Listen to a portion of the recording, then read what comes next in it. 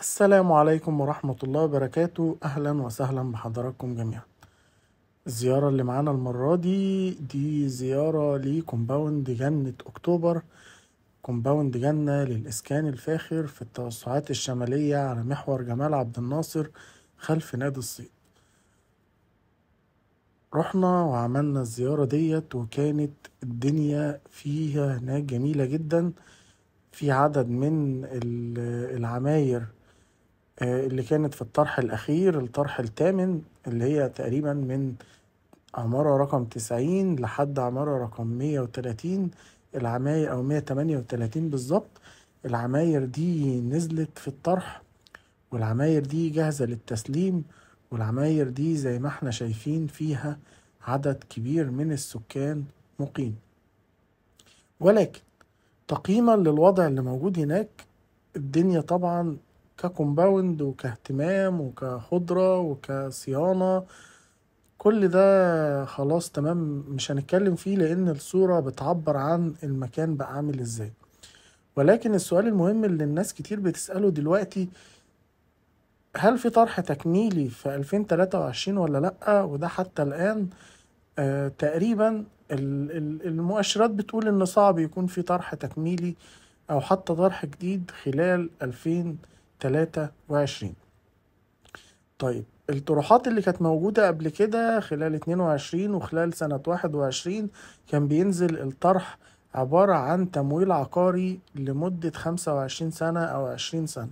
فناس كتير خدت بالتمويل العقاري، بس فيها عيب ان انت لما هتيجي تشتريها من حد واخد تمويل عقاري، قسطها قليل، هتدفع قسط قليل، ولكن الشقة هتفضل باسم صاحب الشقة أو صاحب اللي متخصص له الوحدة لمدة 7 سنين. ودي ناس كتيرة بصراحة ما بتفضلهاش وما بتحبهاش. الحاجة التانية هي إن الطرح اللي كان في فبراير 2023 ده أول طرح كان نازل لمدة 3 سنين وبتقسيط وبفايدة على 3 سنين أو 5 سنين أو 7 سنين، ولكن خارج بره التمويل العقاري. علشان كده الطرح ده كان عليه هجوم بشكل كبير جدا، والطرح ده تسبب في ارتفاع أسعار الأوفر اللي موجود في كومباوند جنة حاليا. الطرح الأخير دلوقتي الناس بتعرض دور أرضي على 500 وعلى 450 وعلى 550 لما بيكون دور أرضي مش مميز. ولكن عمارة زي العمارة اللي قدامنا كده، دي عمارة لسه ما تسلمتش.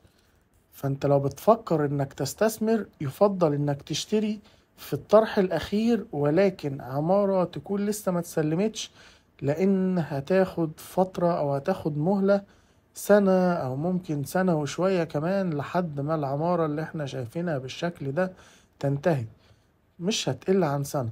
انما لو خدت شقة في عمارة جاهزة للتسليم، فانت هتاخد الشقة وهيبقى ينزل لها جدول التسليم بتاعها في خلال شهر او 2 بالكتير، فهتبقى مطالب ان انت تستلم وتبتدي تدفع الاقساط بتاعتك، لانها لو على 3 سنين هتدفع 100 وشوية، لو على 5 سنين هتدفع حاجة و80، لو على 7 سنين هتدفع حاجة و50,000.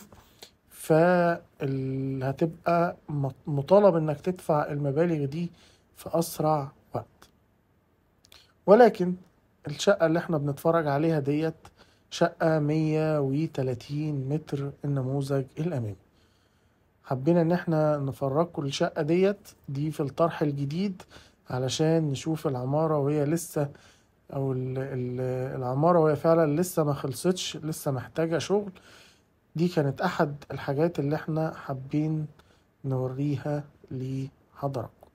طبعا الأسعار دلوقتي في الأدوار المتكررة في الطرح الأخير بنشوف إعلانات بأسعار خزعبلية، يعني بنلاقي 650 وبنلاقي 700 وبنلاقي 750 في الطرح الأخير.